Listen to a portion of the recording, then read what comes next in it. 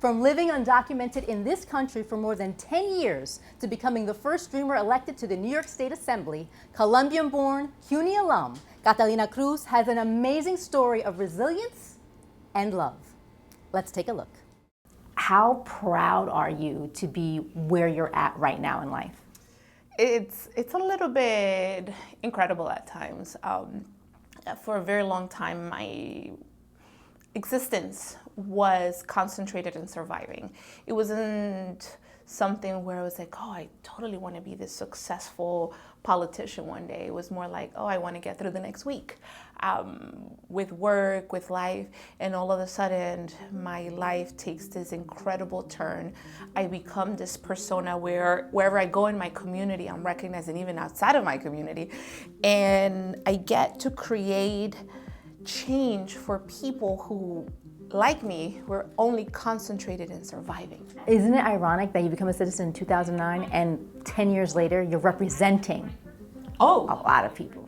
I didn't even realize that. Yeah, 10 years later, look at that. I mean, it's an amazing opportunity. It is quite a turn of events, quite a turn of my life, that I now get to be the person that is going to help other people become citizens, because that's one of the things that I'm going to do. And how was it for you when you came in '92? You came to Queens? Yes. Queens is one of the most diverse boroughs in the world, with over, 130 languages being spoken here. How was it for you coming here from Colombia to here? Was it difficult of a transition? Was it easy? What was it like? I mean, if I think back to when I was 9, it was a game. It was a game of, when you're a 9-year-old child, a game of learning English, a game of seeing my mom go off to work, a game of my sisters are born. Everything was just looked through the eyes of a child until they were not, until I realized that my mom was working 2-3 jobs, that my sisters were going to have the ability to do things I couldn't because they were born here. So how much of an inspiration was your mom to you?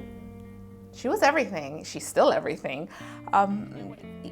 Seeing someone who back in Colombia had a full career and seeing her make the very difficult decision to pick up everything, leave her life behind and bring me here, it's what drove me to want to do this work. And so what was that moment when you were like, I'm going to do this because that might just be enough?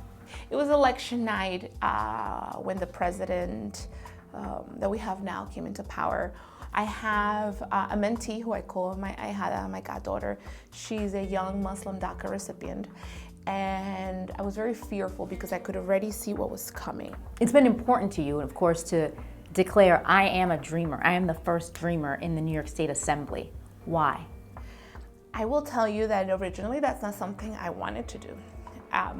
Because I've always felt like one of the lucky ones that was able to get a citizenship, one of the lucky ones that no longer has to feel being deported, removed, being torn apart from my family. And so I always carry this amount of guilt about my position now. But when I started to look at the landscape of what was coming our way, I felt uniquely suited to raise that voice, to raise that flag, and to say, here's who I am, here's where I came from, and we're here and we're not going anywhere. How did CUNY play a role for you? I've said this in many articles, CUNY saved my life. When I was going to college, I did not, in the beginning, necessarily not see a path. I always thought my path was going to be the DREAM Act. And once that didn't happen, CUNY still encouraged me. I was able to go to school. I was able to graduate. I went to CUNY John Jay. I went to CUNY Law. So CUNY gave me the opportunity to not become another statistic. And last question, what's next for you? I think what's next is continuing to roll up my sleeves and do the hard work. Right now we were working on bringing a mammography van to our neighborhood. We're working on a health fair. We're working on a job fair. We're working on passing legislation that deals with the sexual harassment that a lot of the staffers up in Albany face, that a lot of employees face. We're working on legislation to pass driver's licenses for all. We're working on finishing the budget. So it's the work. That's what's happening now. The work to make sure that all of the commitments that I made to my constituents, to my community, are met. Because one of the things that I like to say that differentiates me from politicians is that I don't make promises, I make commitments.